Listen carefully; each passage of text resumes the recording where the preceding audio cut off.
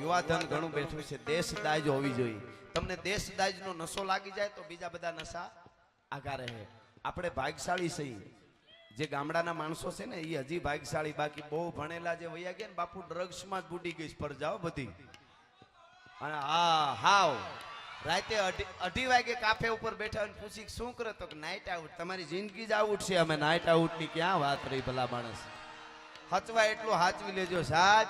ભારતીય પરંપરાને આપણા બાપ દાદા અને આપણા ઋષિ મુનિઓએ હજારો વર્ષથી આજ દી સુધી આપણી સુધી પુગાડીને આપણે જતન નહીં કરી શકી તો આપણને આપણા ફરિયાઓ માફ નહીં કરે.